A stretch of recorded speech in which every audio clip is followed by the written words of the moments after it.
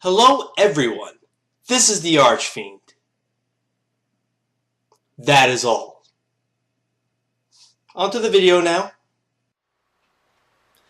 Welcome back to Sunday Sports Talk with the Archfiend, second edition. Thanks again for tuning in, guys. If you guys are wondering why I'm dressing like a stinky, smelly bum, I'm kind of dressing how the Phillies are playing.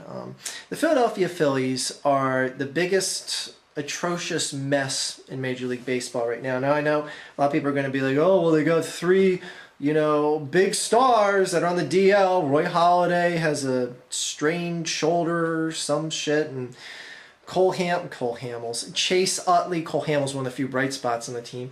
Chase Utley has bad knees. Ryan Howard has a torn ACL. Neither of those three are playing, and you don't even know if Ryan Howard's going to be back this year. If he does come back, he's going to be at a partial capacity. Chase Utley is another year older. He's got those ridiculous knee ailments that are going to hinder him for the entire remainder of his career. And Roy Halladay, who knows? Who knows what's going to come of him? His velocity is down. He's barely throwing fastballs anymore. So something is up with him as well that could be a lot more serious than it appears to be. That aside, the remainder of the team that is on the field is still a team that should be holding its own, should be better than many games under 500 for what they're playing right now. And one of the things that stands out the most, and this is what I want to kind of focus on to start off here, and again, I promise not to make these too centristic on Philadelphia sports, but this is one of the bigger stories in baseball right now. Cliff Lee. Cliff Lee, the highest paid player on the Philadelphia Phillies, has 0 wins this season. 0 wins. He started, I do believe yesterday was his 11th game that he started, and he hasn't had a single win all season. Now, I'm not criticizing Cliff Lee because he's doing his part. His ERA is under 3.5. Last I checked, it was 3.48. He had 77 strikeouts. What more can you ask of a pitcher up to this point in the season? Those are very solid numbers. It's his team. His team is just, I don't even know what the word is to describe it, but they're doing it. Whatever the Philadelphia Phillies are, they created a new adjective, and they're doing it right now. And it is some of the most frustrating baseball to watch. But since I'm not a fair weather fan and I don't live in Miami, I will stick by and watch this team, as painful as it is, as gut-wrenching as it is to see Cliff Lee again go in with a multiple-run lead into the 8th inning and just watch his team squander it away. Yes, I know he got credit for all those runs, but when Jimmy Rollins goes to double off a guy that's trying to take second base, and you throw to second base and the ball lands in the 5th row, when shit like that happens, when there's no chance of the runner scoring on that play and then 2 runs score because of that errored throw, it's shit like that that just makes you go, well, it was bound to happen. The collapse of the game, the loss of the lead, it was bound to happen. And it's just expected to happen now. I don't know what it is. This team looks like the Bad News Bears on the field. Like, they forgot how to field. Just basic fundamental baseball is just gone on this team. This is a team that won a championship some 3 seasons ago. And now they can't even put together a decent effort to look like even a 500 caliber ball club. Holy shit, this is some frustrating shit to watch. And everyone in Philadelphia just shares my pain. And my God. Alright, enough of the Philadelphia shit. Tiger Woods, as Chris Rock would say. Tiger Woods! I hear it, I'm just going to talk through it.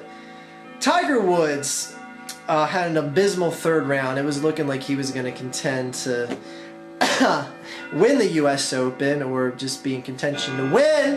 And I can talk louder than you, clock.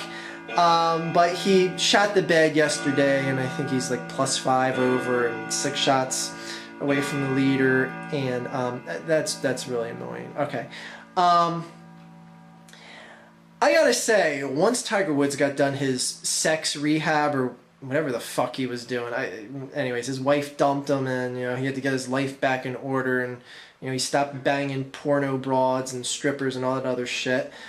Once he got done with that and got back into the game of golf, I was like, he's just going to pick up right where he left off. He's had time to rest and relax and gather his thoughts and senses and become a new man. But no, he's won one tournament in the past, 18 months now since his rehab shit ended? Maybe it was more like 2 years. And no single major wins. And it's been 4 years since he's won a major tournament. For those of you who don't follow golf, a major tournament is one of 4 tournaments, which is the U.S. Open, the Masters, the hell's the one in the U.K. called? Anyways, we'll just call it the U.K. Open, and yeah, I don't follow golf that closely, and the PGA Tour Championship. Who gives a shit? He hasn't won any one of the 4 of them. And it's kind of stunning because he went from such a high level of winning multiple championships every year to barely even be able to win one. The hell happened? Did him getting dumped by his wife really mess him up that bad? I mean, how much could he have loved her to begin with if he's banging all these broads on the back end? I mean, hell, he was cheating on her on the honeymoon night. I mean, did it really just distraught his mind that bad? I just find it interesting that Tiger Woods is struggling so bad, and it's not like he's, in need of surgery and he's putting it off and he's trying to just, hack his way through golf till he gets that. No, it's like nothing like that. He's just not there. And I just don't understand why. But you know what? Karma is a bitch, and I really don't feel bad for him. But, he's a great player. Why can't football season start? I just want football season to start. I don't know about you guys, but I just want some goddamn football. That's one of the main reasons why I started making these videos, because I really wanted to go in that week-to-week analysis of football and the matchups and who's sucking and how bad the Cowboys look terrible against whatever opponent they're facing. Oh, it's going to be good times. As for the NBA Finals, I really should have gave my actual prediction for the NBA Finals last week when I went off on a tangent about the NBA Finals and fair weather Miami getting into the Finals. I had OKC to win this in 6 games. I'm going to stick by that, and I think the Thunder can pull this out in 6. Though, I got to say, after watching Game 2, one thing is absolutely clear with this series. Miami is a team that plays at a certain tempo, and when they are playing that tempo, they are damn near untouchable. But here's the thing, Oklahoma City is the type of team that can be in a rut and catch up to a team that plays at a very high tempo. Now, the one problem that Oklahoma City had in Game 2 is that they got down too much too early. And like I said, Miami's that type of team that plays at that same tempo, that superior tempo, and they kept that pace the whole game. You can see that in just the box score alone. And you see LeBron James, people want to say, oh my God, he hit 2 huge free throws at the end of the game. I go, no, he hit every huge free throw throughout the entire game. He didn't miss a single free throw. He was 12 for 12. And that's the symbol of that team, consistent through the whole game. Now, when you're Oklahoma City, you have that power to come back, and they did. They almost got the game tied and won it in the final seconds. But they got in such a rut early in the first quarter. They got down as many as 15 points. Actually, I think it was 16 points. Someone may correct me on that. They got down so early, so soon, that it's so hard to catch up to a team like Miami because, like I said, they're going to play that consistent, tough basketball. And if Oklahoma City keeps doing that, they will not win this series.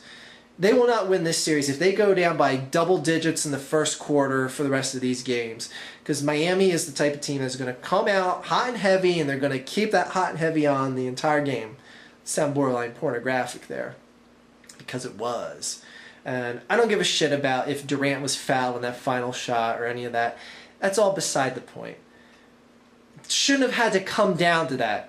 It should have been Oklahoma City going toe-to-toe with Miami in the first quarter. That way, we don't have to worry about cashing shots in the final seconds to tie the game. So I still see Oklahoma City winning this in 6 because I think they're going to take game 2 as a learning experience. There's no way in hell they're going to let themselves get down that much that early ever again to Miami.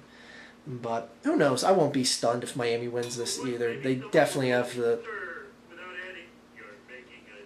Yes, I have 2 clocks that make noise. Anyway, Miami, I don't see them pulling this out, but then again, I won't be stunned if they do. And wait, you see the video I make about Fairweather Miami if the Heat do win. Anyways, that's about it for today. Not really much going on in sports. Thanks again for tuning in. And football season, can we start already? Please? Please? Sorry, my computer's making noises now. I guess that's my cue to go. Have a great day, everyone.